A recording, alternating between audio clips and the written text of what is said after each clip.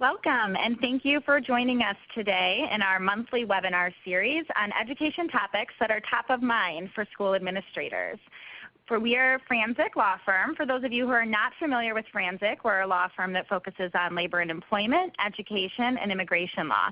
I am Amy Dickerson, and I'm joined today by my partner, Mike Hernandez, and we are very excited to be joined as well today by our special guest, Jonathan VanderBrug, the Interim Executive Director for Arts Alliance Illinois. Mike and Jonathan will be taking us through today's webinar, where we'll be discussing the ESSA Arts Indicator, as well as the implications of that, as well as the related report and recommendations to ISBE and those implications for school districts. Before we get started, there are just a few housekeeping items that I'd like to address. First, right under the presentation slides, you have the ability to type and submit questions. Please feel free to ask questions throughout the program by using this feature. Everyone logged into today's program will also receive an email that includes a link to the recording of the webinar as well as the slide deck. So with that, I will turn it over to Mike and Jonathan. Thank you, Amy. Welcome, everyone. My name is Michael Hernandez. In the past, I served as the General Counsel for the Illinois State Board of Education. I'm also a board member for the Arts Alliance Illinois, and I've had the honor to chair their Education Committee. With me today is Jonathan VanderBrug. Jonathan is the Interim Director of the Arts Alliance Illinois. He's also been the lead person for the project of the ESSA Arts Indicator, a report and recommendation to the Illinois State Board of Education. Jonathan, could you tell us a little about your background? Yeah, first of all, it's good to be here. And Mike, thanks for your leadership in arts education. And it's good to be able to talk to you about this for this important topic.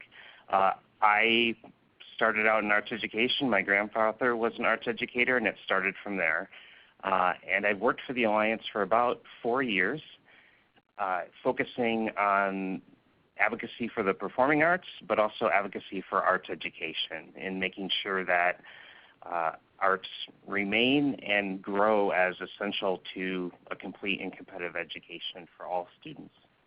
What is the ESSA Arts Indicator? And then just for for the record, ESSA, Every Student Succeeds Act, which is a successor to the No Child Left Behind Act, which is a national education legislation. But what is the Arts Indicator? So under the Every Student Succeeds Act, the state of Illinois, like other states, has an accountability system, and it uses that accountability system to determine how well schools are doing and in what areas they need support. And it uses indicators, some are academic indicators, others are school quality indicators, to take a look at where the school is strong and where the school needs assistance. And those indicators can include chronic absenteeism, graduation rate, and science and other things like that. And it forms a summative score for the school out of 100 points, and that enables the public and leaders, again, to assess the school's strengths. It's a way for the school to kind of tell its story of how well it's doing. And Illinois is very unique in that the arts are part of that. Right. And what's the status of the report to the Illinois State Board of Education? The Illinois State Board of Education approved an arts indicator. So when we talk about the arts, we mean music, theater, visual arts, dance, and media arts. And the arts indicator, basically the state board affirmed its commitment to moving forward with the arts as essential to a complete and competitive education. So in addition to chronic absenteeism, graduation rates, the arts are an indicator. And they tasked a work group with determining how to measure that indicator. So it's one thing to have an indicator, but how do you measure it? How will you give schools points for that? And the State Board of Education tasked a work group to come up with a specific measure.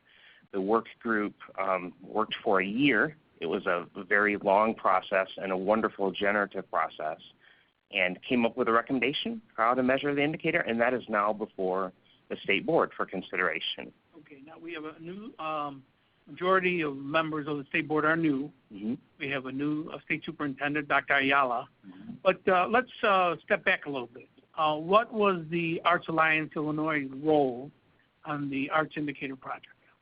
Well, Arts Alliance, we are a statewide nonprofit organization that champions the arts and is a voice of the arts in arts education in Illinois. We help inform teachers and education leaders about arts education. We also run advocacy campaigns to promote the arts. And Arts Alliance Illinois co-chaired with Ingenuity, and I was honored to co-chair the work group with Carla Rivera that put together a recommendation. So our role is basically as a convener, as a statewide convener, coordinator and organizer, and to provide what expertise that we could to the deliberations. Was this the first time that the Arts Alliance played such a role in this type of project? No. We convened the advisory committee and a steering committee for updating Illinois' arts learning standards. And that was a project that occurred a couple of years ago. Illinois was a leader in the nation in updating its arts learning standards comprehensively, including media arts, and the Alliance coordinated that work group, that committee as well. So momentum was being built, and the Arts Indicator continues that momentum in making Illinois a leader in arts education. So this isn't new. I mean, this is kind of the continuation of what's been at least a 3-year project. Is that fair to say? Yes, no, absolutely. Sometimes it seems like 10 years, 20 years, 50 years. Other times like a couple of days. But it has been a wonderful process. I do have to say that ISBE has been fantastic to work with. Their staff has been incredibly helpful in terms of helping us with data and with considering, very process considerations and policy considerations. So if we could talk a little more specifically, because you talked about being a convener. Was there any funding that the arts was involved? Tell us a little more about the role of the arts, the Arts Alliance in the Indicator work group. Mm-hmm. And who is the work group? The work group was, I think, an amazing gathering of experts from across the state, both in arts education, but certainly not limited to arts education. So the work group included education associations. It included administrators. There was a strong teacher voice on the work group. Labor was included, as were arts organizations and community organizations. And together, it provided a wonderfully diverse view of what the Arts Indicator measure could be. And it was an honor for me to learn from the people involved. And there were many compromises made along the way and adjustments, but the emphasis was always how can we do something that's innovative and practical, and the diversity of the work group really added strength to the conversations around how can we make an innovative measure. And this is a statewide group? It is a statewide group, yes. We have many statewide organizations. We also have organizations that look at multiple things, education issues in general, besides just the arts. And did it involve K-12 representatives and university representatives? Yeah, I'm glad you brought that up.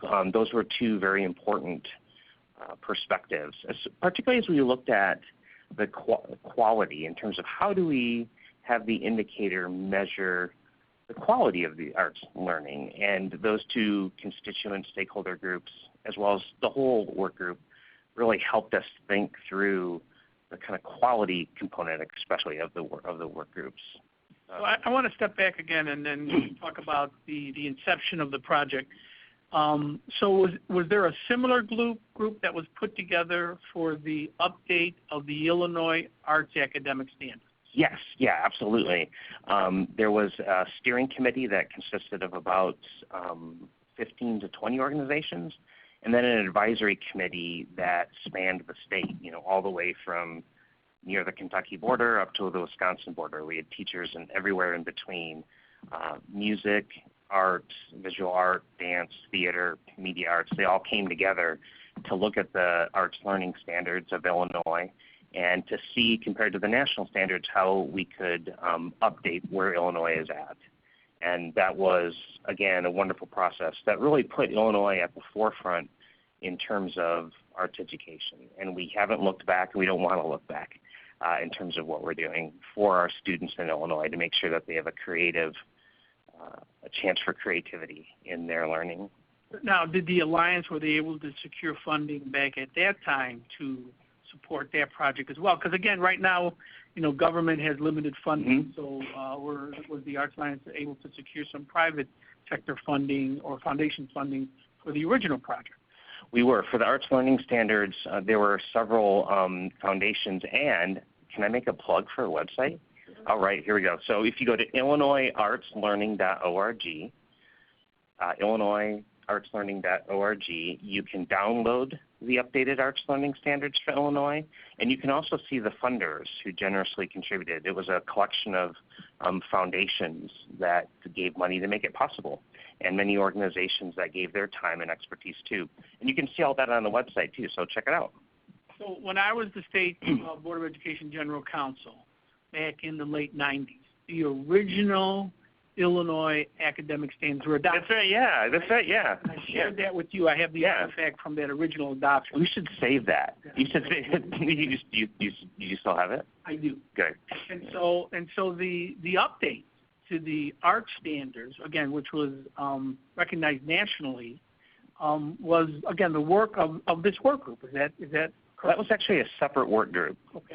So that work group focused consisted primarily of arts educators, also arts administrators as well, and parents, but they were firmly focused on the Arts Learning Standards.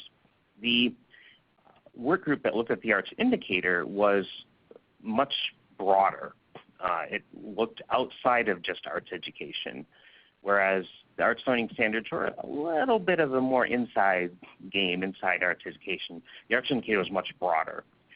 However, we had several people who were on the Arts Learning Standards Committee who individually helped inform the work group for the Arts Indicator. So separate, but building on each other's momentum. Great. Now, there is a report, and we're going to talk about the substance of the report because that's important. But as you talk about that, I'd like you to address a couple of issues. We have different funding levels, although we're trying to address that throughout the state of Illinois for our school districts. We have school districts with some have limited resources, some have greater resources. We're a big state. We go down to southern Illinois, right next to Kentucky. Rural, we have urban school districts. We have suburban school districts. We have a middle of the state school district, Springfield. So tell me a little about the report and how does the report try to address all of those issues? Because that's a lot to address when you're speaking about an arts indicator that needs to be equitable. That is. So let's get down to the nuts and bolts here. This is the fun stuff. Okay? So not that the rest hasn't been fun, but this is the policy stuff. So how do you measure how well a school is doing in the arts? How do you allow a school through kind of a point system to tell their story of what's happening to their students in the arts? So that's the question we had to answer. And frankly, that's a question that no other state except Connecticut, so us in Connecticut, have really asked just with respect to the arts, just looking at the arts. So we are blazing new territory, and it's incredibly important territory because this is the education that our students need in terms of the future and succeeding in college and career. So that was the question that was in front of us. And we started with a list, we brainstormed a list of 42 possible measures. And through successive rounds of deliberation, we narrowed it down to the following. It's a measure that actually consists of 3 parts because we wanted to give a well-rounded look at how a school is doing. So the 3 parts are 1, participation, and that essentially asks the basic question of how many students in the school are taking the arts. The second deals with quality.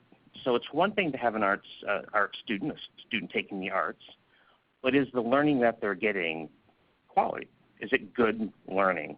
And so the way the work group reached to measure that is by looking at the qualifications of the teachers and saying how many of those students that are taking the arts are taking it from a teacher with an arts endorsement or a teacher that is deemed qualified to teach the arts. So that was number 2. And then number 3 was student voice. And for that, it's the goal to gather student perceptions on their arts education. Now, that's tricky to do. There's not currently an arts survey of students. And so for that, we recommend kind of waiting a while and not giving it any points. But those are the 3 parts that make up the arts indicator. And here's the thing. The arts are particularly effective at engaging students, at closing the achievement gaps in schools because they're creative, because they're innovative, because they meet students where they're at. And so there's not a standardized test for it. So we have to look at things, and what better way to look at it through the arts to have creative submeasures, and that's what we reach. So that's a little bit of a long road, but to get to your equity piece, we certainly recognize that, especially in Illinois, different schools are at different resource levels, very different resource levels. And so what we did is 2 parts. First, we looked at the data. So let's see what schools are actually providing arts and to what extent in Illinois. So Ingenuity led the work group's data and research team. And they received from ISBE, again, ISBE was incredibly helpful, data on the arts being provided in every single school in the state. This is teacher-level data, de-identified, school-level data. And we looked at it for 5 years. And what we found, and this is going to seem very counterintuitive, but it was a sure finding and a one based on data that schools, that there does not appear to be a strong correlation between school funding and the provision of arts.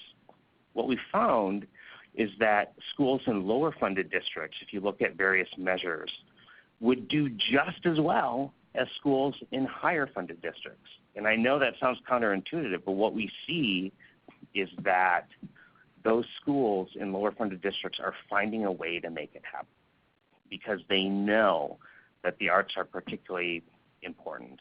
And so that was a very important finding. Now, even given that, and this is the second point, we came up with a very innovative way to adjust for resources. And mind you, this is not done by any other indicator. So there's no other indicator in the entire accountability system, even though all those indicators are influenced by school funding. There's no other indicator that it actually adjusts for school resources. But what we propose is a system where we have percent of school funding adequacy in here in Illinois. You can look at any district and say, of the funds that they should be doing, what percent are they actually getting? 50%, 60%, 90%. Very few get up to 90%, which is sad, a sad commentary. But what we suggested is that you, and the work group determined a threshold of 60, and then in compromise we raised it, our recommendation, and saying if you're a school below that amount, if you're a lower funded school, then the arts indicator during this kind of transition period, at least for the first couple of years, won't apply to you unless it increases your score. So not only do we hold the lower funded schools harmless to begin with, we actually promote equity in the accountability system by recognizing and giving them points for the arts they're doing if they're already doing it. So this is a really innovative way to account for resources and to give schools the time to get ready for the arts indicator to apply to them. Long answer, but I think addressing equity, gets to the heart of things, and I think that's why it's important to talk about. It does. So again, you talked about some of the cornerstones of education, which continues to evolve. You talked about teacher quality, participation. I do want to ask you a question about measurement. Why is measurement important? But before we get to that, I do want to go back to a point you made. That is, you said there's 2 states right now. We would be the second state. So are you saying that we could be one of the leaders in the country on this issue? Yeah, I would say, because no offense to Connecticut, I'm sure that there's good people there. but we're better than Connecticut. One of the things that State Superintendent Ayala stated at our first meeting is that we are all working together for a school system in Illinois that is second to none. And that got a lot of head nods in the room because that's what our students deserve. And we have the opportunity here, and I say opportunity because it calls on the state board to adopt, in order for us to take advantage of this opportunity, to adopt the work group's recommendation, but to be not a leader, but the leader in arts education when it comes to ESSA. So we are, as you say, one of only 2 states that have an arts indicator, an indicator that focuses on the arts. However, we're the only state that applies that indicator to elementary schools as well as to high schools. And that goes beyond just participation. That looks at student voice and quality.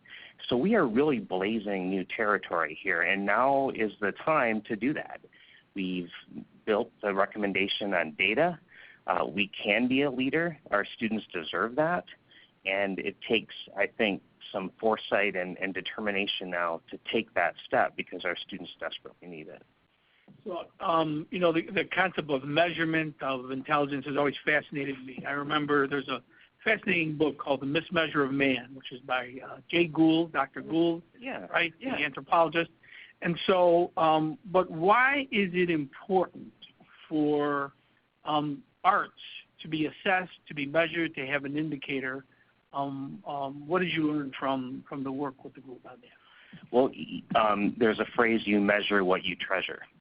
And if something is important and the arts are life-giving and skill-giving for students across the state, if it's important, you want to make sure that you're making progress and that you are reaching success. And you do that through markers. You do that through measurement. And that's why it's important for the arts as well, because they're valuable, and we want to see schools progress in the arts so that their students can progress. Now, was this report open to the public, and was the public allowed to make public comment on it? And if they were, what was the response to the recommendation to the state board? Yeah, our meetings were open to everybody, to the public. And although, I thought they were the most exciting thing happening always, they were definitely open for people to come to. But there was a public comment period that ISBE held as part of their process, where they invited the public to state their opinions and to give their views on the arts indicator recommendation. And so that was for 3 weeks. And the reality that we saw was an enormous outpouring of support for the work group's recommendation. When the board set up the accountability system, approved the accountability system that's there now, it had several public comment periods on successive drafts. And there were almost 3,000 comments of support for the arts indicator during that time. To give you a sense of that, that's more comments than ISBE received on all other things dealing with ESSA during that time. This time, with only 3 weeks, more than 1,700 Illinoisans submitted comments of support for the arts indicator. So I think the public and teachers and administrators, throughout the state, many of them see the value of the arts, and they recognize that creativity is part of empowering students, and it needs to be part of the accountability system in Illinois, and that the work group's recommendations will get us there in a practical and insightful way. I know that, for example, you and I have been involved with outreach to some educational organizations. I know you had an opportunity to meet with the new EdRed executive director. There's the Illinois Balanced Accountability Measure Committee. Did you have an opportunity to present the work group's report to IBAM before you submitted a final report to ISBE? We did, yes, and we gave a presentation to IBAM, and they were able to actually take a look at the recommendations before they went in front of ISBE for consideration. We received feedback from them. I think they're looking at more of a broad curriculum indicator, and we certainly support the other subjects, but believe that the arts as a fundamental learning area have a key place. And so they also gave us some feedback on how to do the measurement, like more of a sliding scale do you use, and how do you consider qualifications of teachers. And we adjusted our recommendation accordingly. So not only did we submit a recommendation, but when we had feedback from IBAM, the work group got together, consulted with each other, and we actually changed our recommendation in some significant ways in order to kind of be flexible and to incorporate the good comments that we received from IBAM. And I think it's an even stronger proposal now, and it's one that Illinois needs to move forward on. Okay, we're getting close to the end of our session here, but I do have a couple of questions. Now, I have before me one of the reports from the Illinois State Board of Education meeting on February 26th. And our listeners can go to the State Board website, go to the board meeting section, and look up the minutes and the reports from that meeting. And I noticed that the Arts Indicator report is there. So tell our listeners, after you submitted it to ISBE, did staff have a recommendation in response as part of the final report from staff? Yes, staff did produce a recommendation. Now, mind you, this was before the new superintendent began and before the new board began. So the recommendation, I think, really affirms the Arts Indicator. It reflects the ISBE's commitment to continue with it.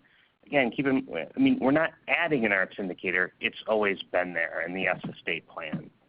And the staff recommendation, we recommend more of a phase-in that begins sooner in 2021 and then is gradually phased in to include quality and student voice in addition to participation. The staff recommendation actually points to not necessarily a phase-in period with the points kind of phasing in terms of how they're measured, but that the quality subcomponent and the participation subcomponent would happen simultaneously, not in gradual steps. And it would happen further down.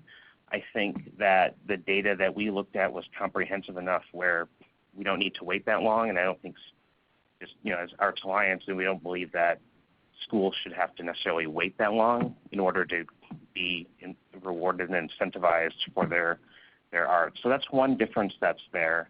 I think we also want to see that we want to emphasize that all students need the arts, no matter where they live or what district they're in.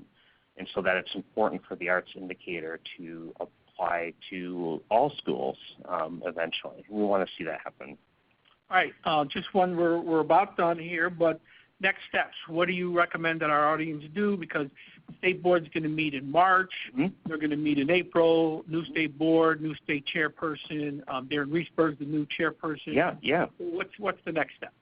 I think we're excited to engage Superintendent Ayala and ISBE staff and the new board.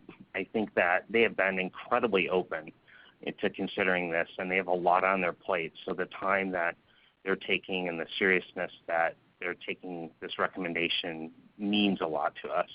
And so we look forward to talking with them. You can go on the ISBE website to see the work group's recommendation in addition to staff's recommendation. And I would encourage people to do that. And I would encourage people, if they are talking to state board members, to encourage them to support and to vote yes on the work group's recommendation and to move forward with this important process and this important indicator. Thank you. Thank you. Discussion.